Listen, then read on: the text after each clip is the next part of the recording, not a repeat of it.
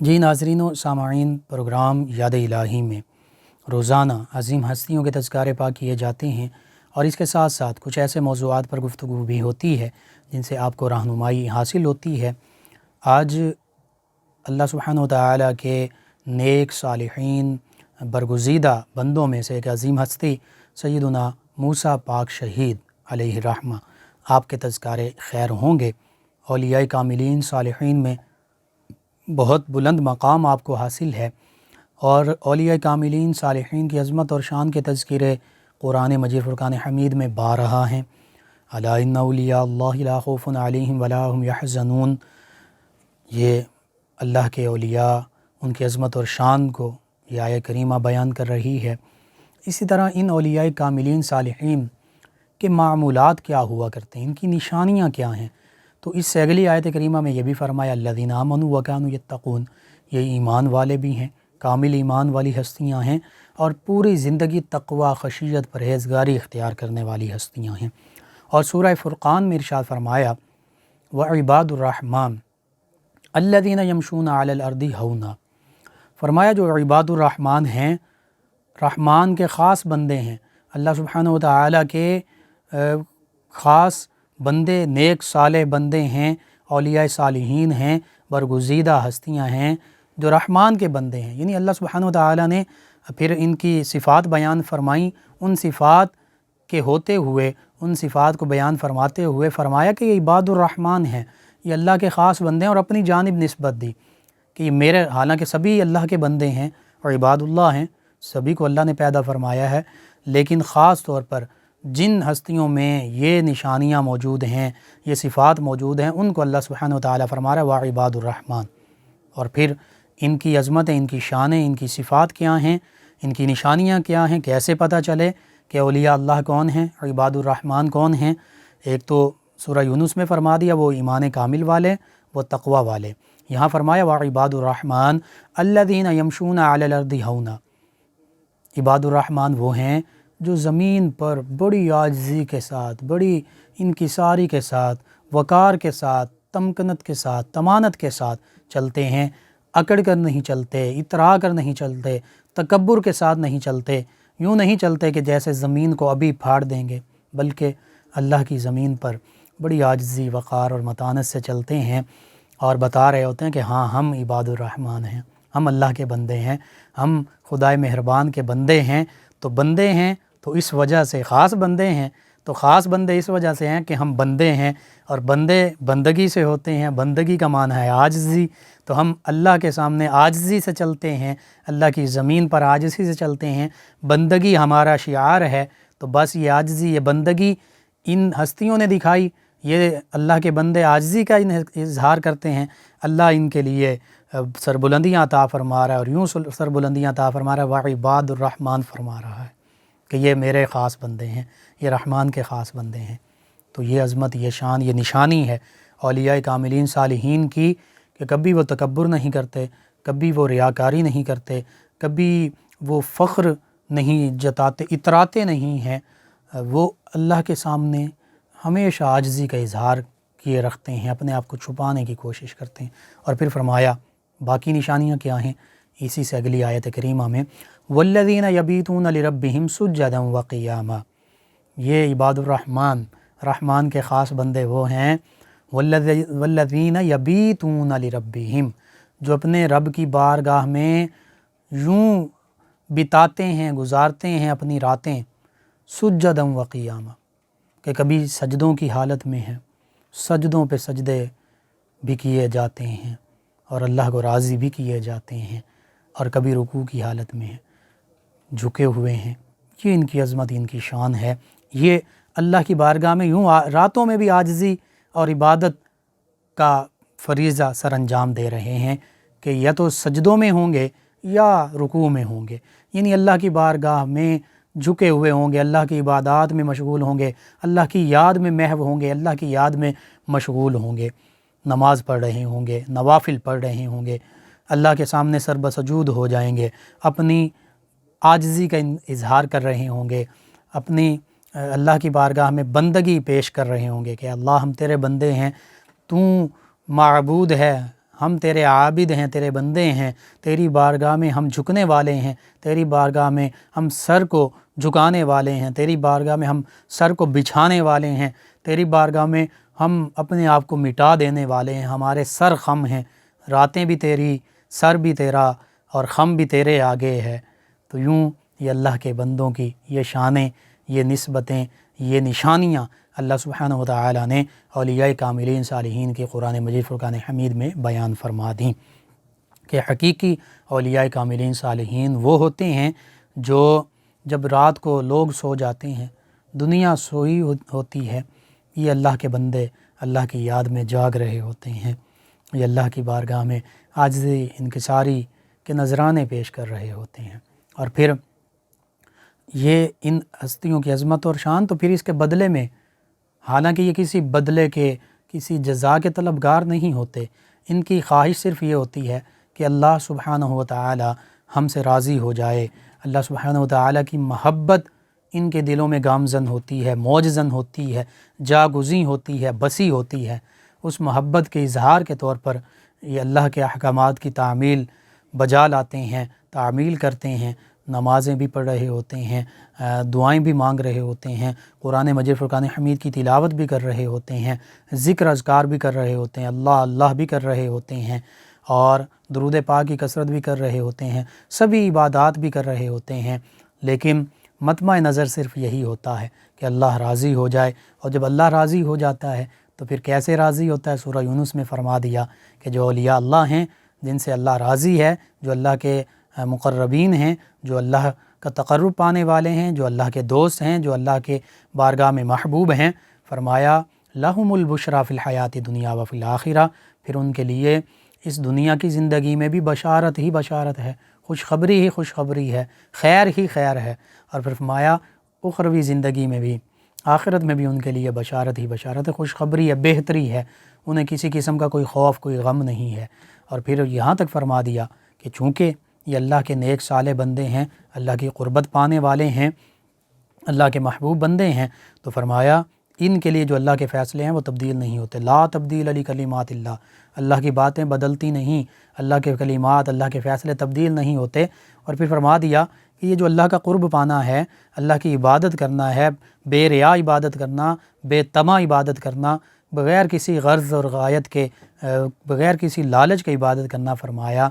ذالک هو الفوز العظیم، یہی سب سے بڑی کامیابی ہے۔ اور پھر اس کے بدلے میں اللہ کی جانب سے، ان کے مطمع نظر نہیں، ان کا مطمع نظر یہی ہے کہ اللہ کا دیدار روز محشر میں ہو جائے، اللہ کی رضا اور خوشنودی حاصل ہو جائے، لیکن پھر اللہ سبحانہ و تعالی کی جانب سے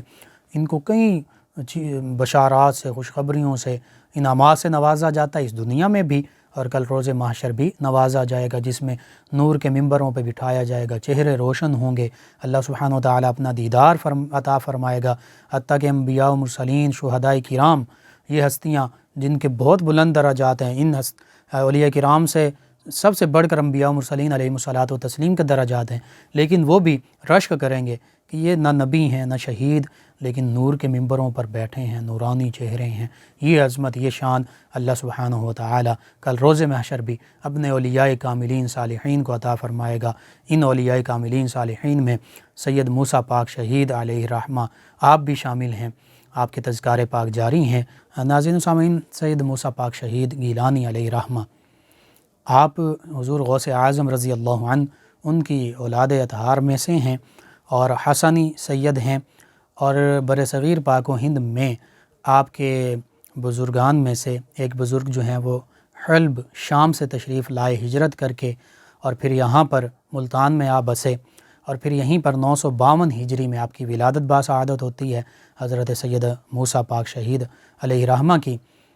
اور ولادت باسعادت آپ کے جو والد ماجد ہیں ان کا آپ کو بہت زیادہ قرب رہا، اور ان کی معیت یہاں تک رہی کہ وہ جو اوراد و وظائف کرتے تھے سلسلہ عالیہ قادریہ کے، خصوصاً جو اوراد و وظائف ہیں، قرآن کریم کی تلاوت، درود پاک، دیگر جو اوراد ہیں جن میں کلمہ طیبہ کے بھی ذکر ہے، لا الہ الا اللہ، نفی اسبات، اللہ کا ذکر بھی ہوتا ہے، اللہ اللہ اللہ ہو اللہ، تو یہ سارے اذکار، دیگر تمام اشغال جو ہیں، مراقبات، یہ ان کے والد گرامی صبح نماز کے بعد بھی کیا کرتے، دیگر اوقات میں بھی کیا کرتے۔ تو ان کا یہ طریقہ ہوتا کہ اپنے اس ننھے شہزادے کو بھی اپنے ساتھ بٹھا لیا کرتے، تو یہ ان کے ساتھ نماز بھی پڑھتے، بچپن ہی سے یہ معمول تھا، ان کے ساتھ بیٹھ کر اوراد و وظائف بھی کرتے، درود پاک کی کثرت بھی کیا کرتے، حتیٰ کہ بچپن ہی سے ان پر ایسے سادات میں سے بھی تھے، وہ سب سے بڑی نسبت نبی کریم صلی اللہ علیہ وآلہ وسلم کی اولاد اطہار میں سے ہونا، اور پھر اس کے ساتھ ساتھ جب یہ اپنے والد گرامی سے ان اوراد و وظائف اور ان کے اشغال کا شغف حاصل ہوا،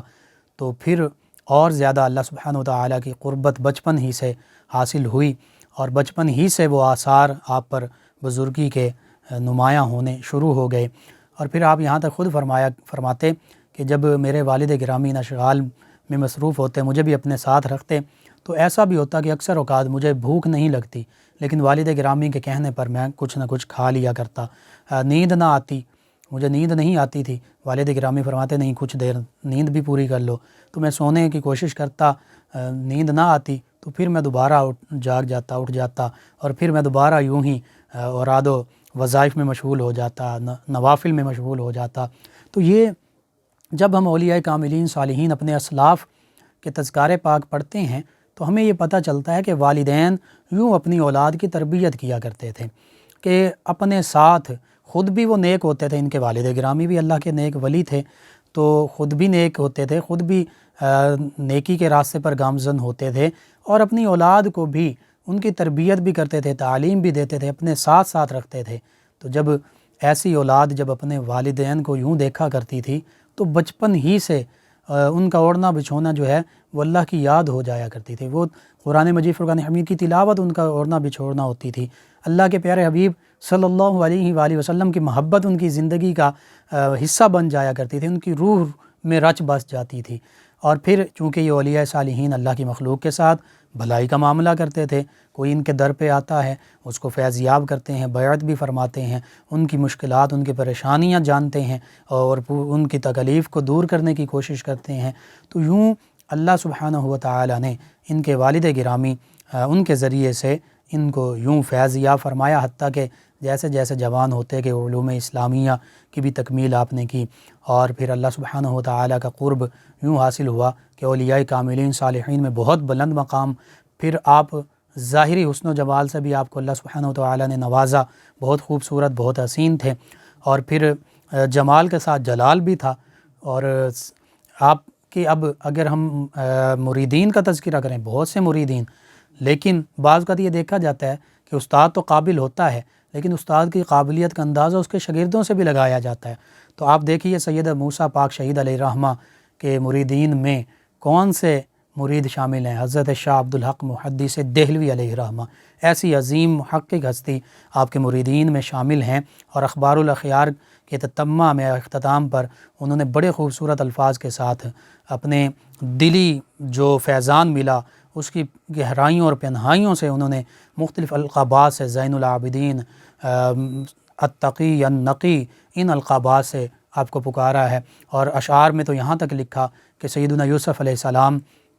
کی طرح آپ کو حسن و جمال سے نوازا گیا، سیدنا عیسیٰ علیہ السلام کی طرح کرامات سے نوازا گیا، یعنی ان انبیاء و مرسلین علیہ الصلاۃ و تسلیم کے فیضان جو ہے باطنی فیضان وہ بھی حاصل ہوا، وہ نسبتیں حاصل ہوئیں۔ اور پھر موسیٰ آپ کا نام ہے، سیدنا موسیٰ علیہ السلام جیسا جلال بھی تھا، روب و دبدبہ بھی تھا۔ تو یوں جب ہم یہ دیکھتے ہیں محقق ہندوستان، محقق بر صغیر حضرت شیخ عبدالحق محدث دہلوی علیہ الرحمہ کہ جن سے اس بر صغیر پاک و ہند میں حدیث مبارکہ کا سلسلہ جو ہے، سند جو ہے وہ چلتی ہے، تمام مکاتب فکر کے علماء کی جو حدیث مبارکہ کی سند ہے وہ حضرت شیخ عبدالحق محدث دہلوی آپ تک متصل ہوتی ہے، اور پھر آپ سے آگے علماء حجاز مقدس، اور پھر یوں آگے حدیث کے جو محدثین ہیں ان سے ہوتی ہوئی نبی کریم رؤوف الرحیم علیہ الصلاۃ و تسلیم کی بارگاہ تک متصل ہوتی ہے۔ تو یوں آپ دیکھ لیجئے سید موسیٰ پاک گیلانی شہید علیہ الرحمہ، ان کے تمام مریدین میں سے ایک اگر انہی کو دیکھ لیں تو یہ اس سے پتہ چل رہا ہے کہ اگر مرید اتنے قابل ہیں حضرت شیخ محدث عبدالحق محدث دہلوی علیہ الرحمہ، تو پھر پیر جو ہیں، مرشد جو ہیں، ان کی عظمت، ان کا کمال کیا ہوگا، جو خود اولیاء صالحین کاملین میں سے ہیں، سادات کرام میں سے ہیں۔ اور پھر ملتان میں آپ نے چونکہ سکونت اختیار کی اور ملتان میں کئی لوگوں کو مسلمان بھی کیا، اسلام کی دعوت تعلیم دیتے رہے۔ اسی طرح سلسلہ قادریہ کے لیے آپ کی جو کتاب ہے وہ سلسلہ عالیہ قادریہ کے جتنے بھی لوگ ہیں، چاہے مشائخ ہیں چاہے مبتدی ہیں، اس راستے پر چلنے والے ہیں، تصوف کا راستہ اختیار کرنے والے سالکین ہیں، ان کے لیے آپ کی کتاب جو ہے وہ بہت زیادہ رہنمائی کا کام دیتی ہے۔ سید موسیٰ پاک شہید گیلانی علیہ رحمہ آپ کے تذکارے خیر ہو رہے ہیں۔ آپ کا سلسلہ نسب کئی واسطوں سے ہوتا ہوا حضرت شیخ عبد القادر جیلانی غوث اعظم رضی اللہ تعالی ان سے مل جاتا ہے، اسی وجہ سے آپ گیلانی کہلاتے ہیں۔ سیدنا غوث اعظم رضی اللہ عنہ کی اولاد اطہار میں سے ہیں۔ آپ نے ساری زندگی اللہ سبحانہ و تعالیٰ کی عبادت میں گزاری، اللہ کی مخلوق تک دین اسلام کا پیغام بھی پہنچایا، کئی لوگوں کو اسلام کی دعوت سے ہمکنار فرمایا، اسلام سے مشرف فرمایا، اور اس کے ساتھ ساتھ لوگ جو ہیں وہ آپ کی بارگاہ میں حاضر ہوا کرتے، اور پھر ایک وقت گزارنے کے بعد آپ اس دنیا سے وصال فرما گئے۔ آپ کے جو اقوال ہیں، جو فرامین ہیں، وہ بہت ہی قابل غور ہیں۔ آپ اپنے مریدین متوسلین کو، مسلمانوں کو فرمایا کرتے ہیں کہ تمہارے جو اوقات ہیں وہ اکثر کثرت کے ساتھ، یا ایھا الذین آمنوا اذکروا اللہ ذکرا کثیرا، جو فرمایا اے ایمان والو اللہ کا ذکر کثرت کے ساتھ کرو۔ اب فرماتے ہیں کثیر اوقات جو ہیں، صبح کا وقت، تہجد کا وقت، سحری کا وقت، فجر کا وقت، فجر کے بعد اشراق چاشت کا وقت، اسی طرح عصر کا وقت، مغرب عشاء کے بعد، آپ فرماتے ہیں کہ یہ جو اوقات ہیں ان میں کثرت کے ساتھ اللہ سبحانہ و تعالیٰ کا ذکر کیا کرو، اللہ کیا کرو، کلمہ طیبہ کا ورد کیا کرو، قرآن پاک کی تلاوت کیا کرو، درود پاک کی کثرت کیا کرو۔ یعنی آپ صرف کوئی بظاہر جو عام یا آج کل جیسے کوئی جاہل درویش یا صوفی یا جعلی عامل اور پیر بنے ہوئے ہیں، اس طرح کا معاذ اللہ آپ کی طرف سے کسی قسم کا ایسا یا دیگر اولیاء کاملین نے کبھی ایسی کوئی بات نہیں کی، کوئی حکم نہیں دیا۔ اولیاء کاملین صالحین خود بھی شریعت پر عمل پیرا ہونے والے ہیں، اللہ کا ذکر، اللہ کی یاد میں محو ہونے والے، اپنے مریدین متوسلین کو ہمیشہ اسی طریقے پر گامزن کیا ہے۔ جیسے قرآن حدیث مبارکہ میں افضل الذکر لا الہ الا اللہ، سب سے افضل ذکر لا الہ الا اللہ ہے۔ قرآن مجید کی تلاوت کی تلقین کی گئی ہے، درود پاک کی کثرت کی تلقین کی گئی ہے، نماز جو ہے فرض جو ہے اس کے ادا کرنے کی تلقین کی گئی ہے۔ تو یوں جو احکامات، جو تعلیمات قرآن و سنت میں ہیں، انہی احکامات اور تعلیمات کو اخلاص کے ساتھ، محبت کے ساتھ، پیار محبت کے ساتھ لوگوں کو اس کی تعلیم دیتے ہیں، اور ساتھ یہ بھی بتاتے ہیں کہ یہ جنت کی لالچ میں یا جہنم سے بچنے کے لیے نہیں، بلکہ اللہ کی رضا کی خاطر، اللہ کی محبت میں یہ سارے اعمال سر انجام دینے ہیں، اللہ کی عبادت بھی کرنی ہے، اللہ کے پیارے حبیب صلی اللہ علیہ وآلہ وسلم سے محبت بھی کرنی ہے۔ تو یوں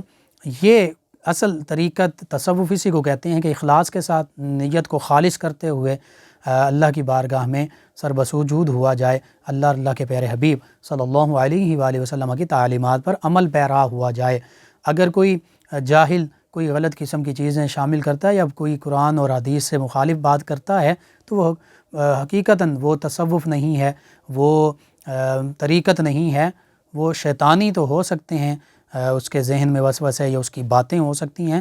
اولیاء کاملین صالحین کا ہمیشہ یہی پیغام رہا ہے، اور ان ہستیوں کی شکلیں نورانی، کام نورانی، اور بس ان کا پیغام قرآن و سنت کو اخلاص کے ساتھ نافذ کرنا، اس پر عمل کرنا ہے۔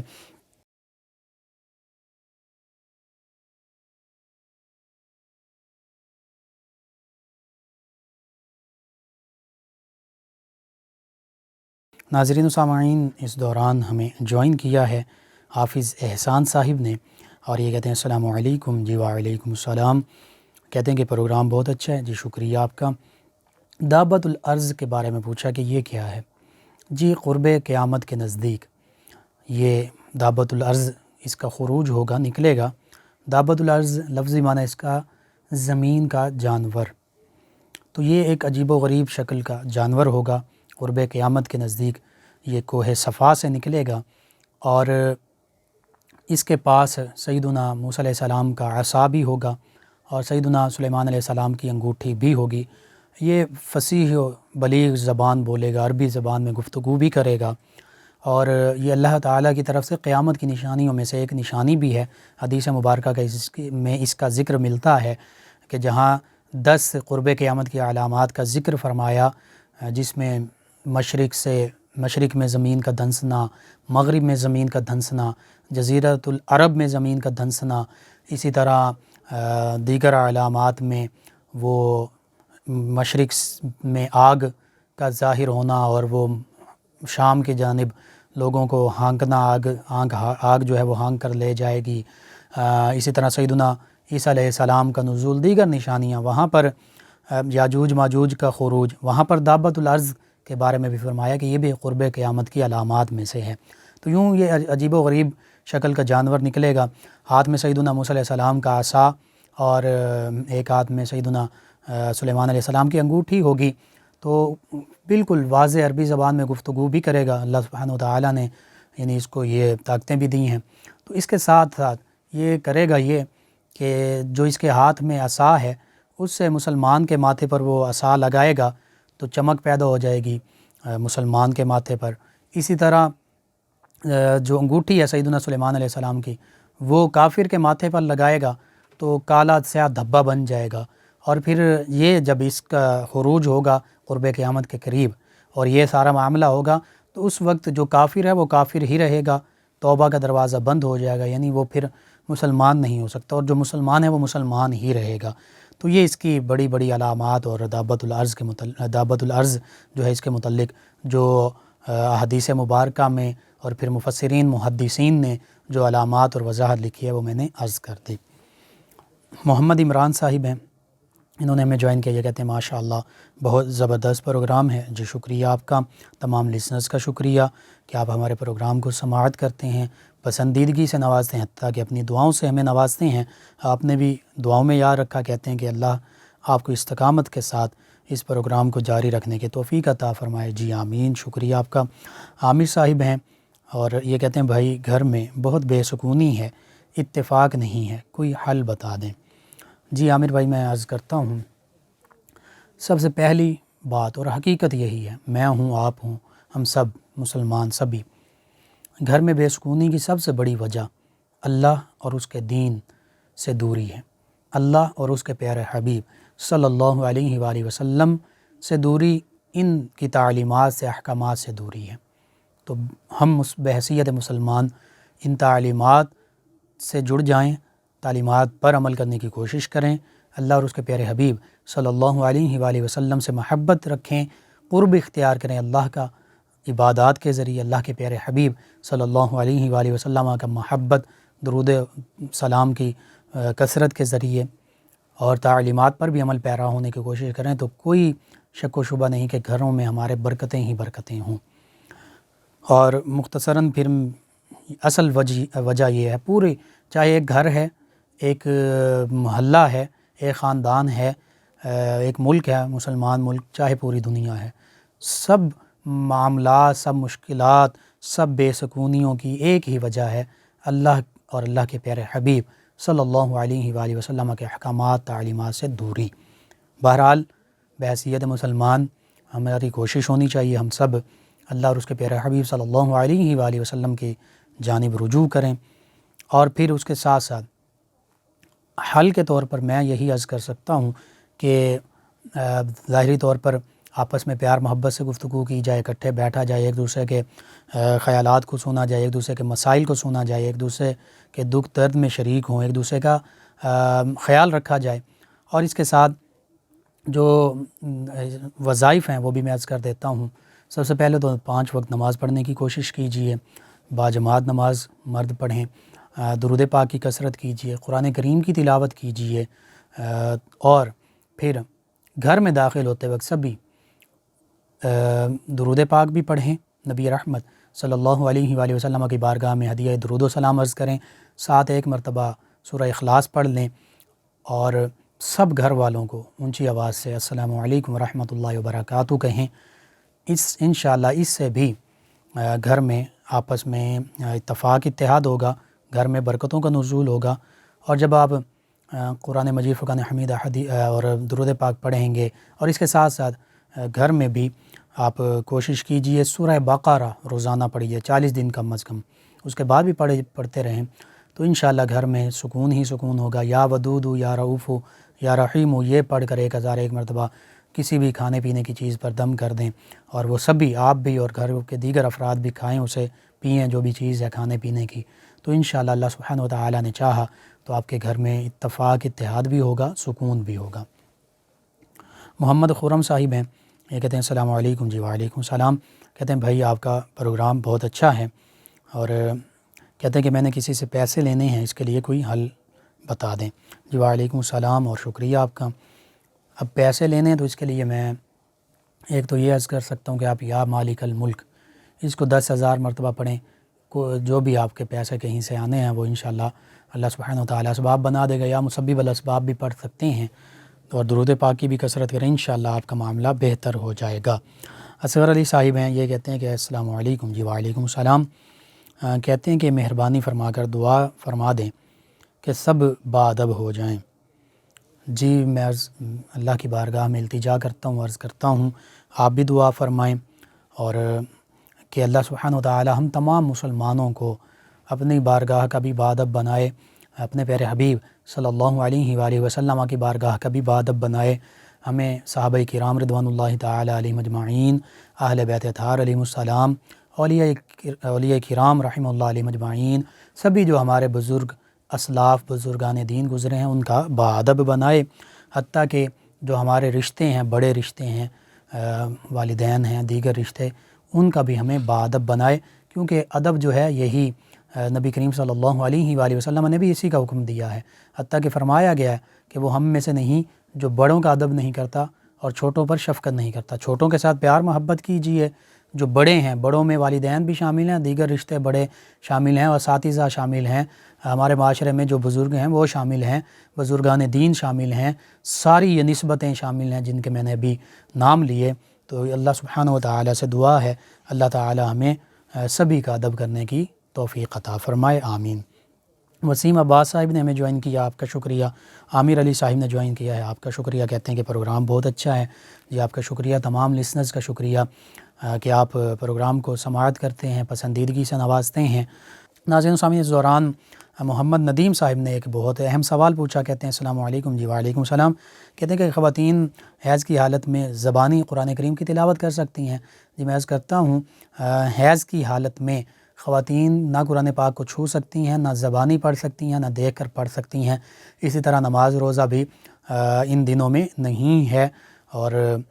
روزے جو ہے اس کی پھر بعد میں قضا ہے، نماز کی قضا بھی نہیں ہے۔ تو اس لیے میں یہ عرض کر دوں کہ قرآن کریم کی تلاوت جو ہے وہ خواتین یوں ان دنوں میں نہیں کر سکتی۔ ناظرین و سامعین، آپ کے جو سوالات کے جوابات وظائف عرض کیے جاتے ہیں آپ ہمارے یوٹیوب چینل یاد الہی سے ان کو ڈاؤن لوڈ کر کے دیکھ سکتے ہیں، سن سکتے ہیں، پروگرام یاد الہی سے رہنمائی حاصل کر سکتے ہیں۔ اس کے لیے ہمارے یوٹیوب چینل یاد الہی یعنی YAAD_ILAHI یوٹیوب چینل یاد الہی کو سبسکرائب بھی کیجئے، لائک بھی کیجئے، کمنٹس بھی کیجئے،